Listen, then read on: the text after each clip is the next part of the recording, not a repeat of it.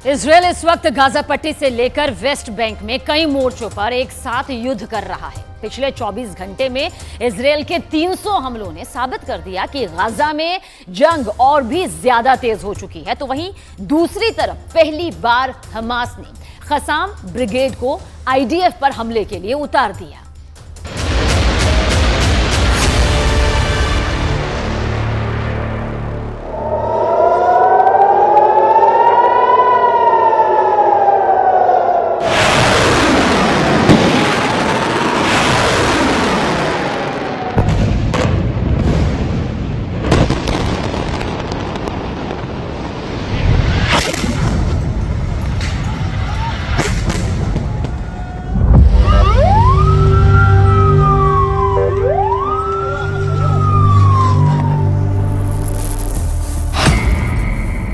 Surrender नहीं, सफाया कर रहा है इजरायल।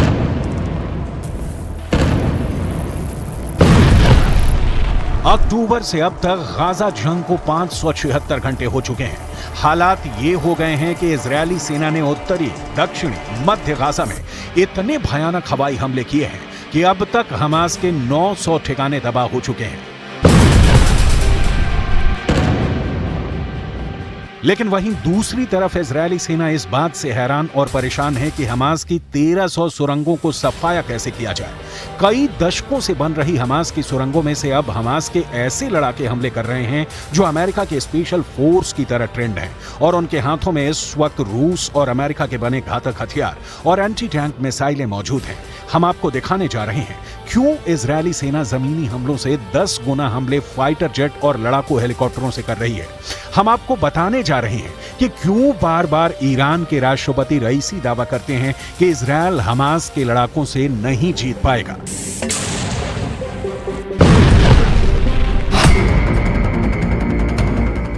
हम आपको यह भी दिखाने जा रहे हैं कि क्यों नेतन्याहू इजरायल की स्पेशल फोर्स, माहिर कमांडो और क्रूर हमलों के लिए लगातार कमांडरों का हौसला बढ़ाने जंग के मैदान में जा रहे हैं। अब कसाम ब्रिगेड से आईडीएफ की सीधी जंग। एक अनुमान के मुताबिक उत्तरी गाजा में हमास ने इजरायली सेना पर सबसे भीषण और क्रूर हमले का प्लान तैयार कर रखा है। लेकिन हमास के साथ सबसे बड़ी दिक्कत यह हो गई है कि इजरायली सेना जमीन से ज्यादा हवाई हमले कर रही है, जिसका तोड़ हमास के लड़ाकों के पास नहीं है। हिजबुल्लाह, जो लड़ाके गुप्त तरीके से गाजा में पहुंचे हैं, उन्हें भी अंदाजा नहीं था कि इजरायली सेना सबसे ज्यादा तीखे और क्रूर हवाई हमले रात में करेगी। यही वजह है कि अब हमास और हिजबुल्लाह ने एक साथ मिलकर इजरायली सेना पर हमले करने शुरू कर दिए हैं। लेबनान बॉर्डर पर उत्तर दिशा की तरफ से हिजबुल्लाह इजरायली सेना पर एंटी टैंक मिसाइलों से हमला कर रहा है, तो वहीं दूसरी तरफ अकेले उत्तरी गाजा में लगभग 8000 हमास के गोरिल्ला लड़ाके इजरायल की आईडीएफ से सीधी जंग कर रहे हैं। कुछ मोर्चों पर तो हालात ये हो गए हैं कि इजरायली सेना और हमास के लड़ाके एक दूसरे को गालियां दे देकर हमले कर रहे हैं।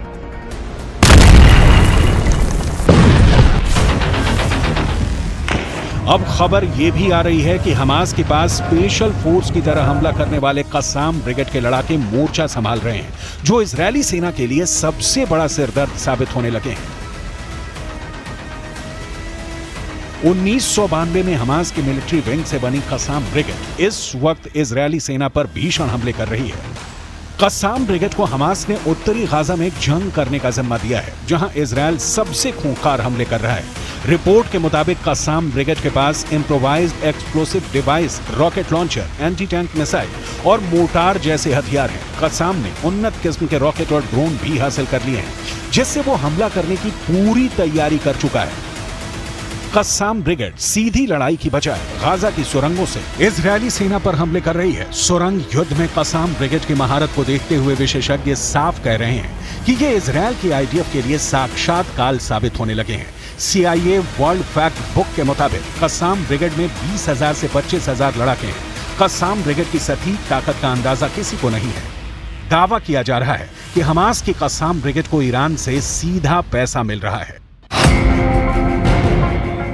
576 घंटे की जंग, हारने और हाँफने लगा हमास। 7 अक्टूबर को हमास बुरी तरह घायल इजरायली जख्मी शेर की तरह हमास से बदला ले रहा है। जबरदस्त बदले का दबाव और क्रूर दुश्मन से लड़ाई ने इजरायली सेना को बेहद खूंखार और निडर बना दिया है। उत्तरी गाजा से लेकर वेस्ट बैंक तक इजरायली हमले लगातार तेज होते जा रहे हैं। इस बीच इजरायली सेना ने दावा किया है कि उसने 24 घंटे के अंदर हमास के 300 ठिकानों को निशाना बनाया, जिससे हमास की एंटी टैंक मिसाइल और rocket launching sites, military compound और जमीन के नीचे मौजूद सुरंगें तबाह हो गई हैं। यहां तक कि इजरायल ने सुरंगों में मौजूद हमास के लड़ाकों पर सीधा हमला किया है, जिसमें कई हमास लड़ाके मारे गए हैं। इजरायली सेना ने दावा किया है कि उन्होंने हमास के सीनियर लीडर नसीम अबू अजीना को मार गिराया। नसीम अबू अजीना 7 अक्टूबर को इजरायल के 2 शहर एरेज और नेतीव हासारा पर हमले का मास्टरमाइंड था, जो अब मारा जा चुका है।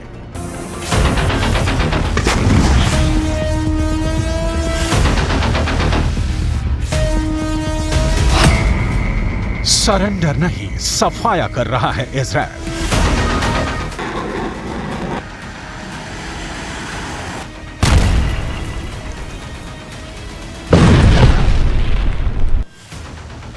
इजरायली सेना ने उत्तरी गाजा, मध्य गाजा और वेस्ट बैंक में कई सीक्रेट ऑपरेशन किए हैं। दावा तो यहां तक किया है कि जिस तरह से हमास का air chief, naval chief, ground forces chief समेत 25 टॉप कमांडर हमास के मारे गए हैं। उनकी मौत के पीछे हमास से जुड़े डबल एजेंट हैं, जिसने इजरायल और आईडीएफ को हमास के टॉप कमांडरों की सटीक जानकारी दी है। इसीलिए इजरायल की एयरफोर्स ने पिन पॉइंट से हमास के कमांडरों पर सीधे बम और मिसाइलों से हमला किया है। एक अनुमान के मुताबिक हमास के टॉप कमांडरों के साथ उनके परिवार, रिश्तेदारों के 400 से ज्यादा लोग मारे जा चुके हैं। खबर यह भी है कि कई घंटों तक एक स्पेशल और सीक्रेट मिलिट्री ऑपरेशन किया इजरायल की आईडीएफ ने, जिसमें हमास के कब्जे में मौजूद एक इजरायली महिला सैनिक को इजरायली सैनिकों ने छुड़ा लिया है। Just as the United States would not agree to a ceasefire after the bombing of Pearl Harbor or after the terrorist attack of 9/11, Israel will not agree to a cessation of hostilities with Hamas after the horrific attacks of October 7th. Calls for a ceasefire are calls for Israel to surrender to Hamas, to surrender to terrorism, to surrender to barbarism. That will not happen. अब Qassam brigade से IDF की सीधी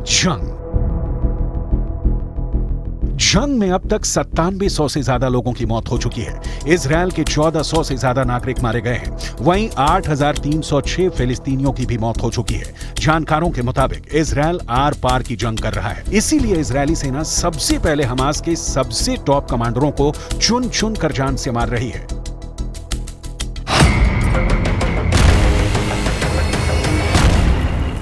इधर middle east की media में दावा किया गया है कि गाजा सिटी में रह रहे लोगों को फोन करके तुरंत गाजा सिटी खाली करने की चेतावनी दी जा रही है।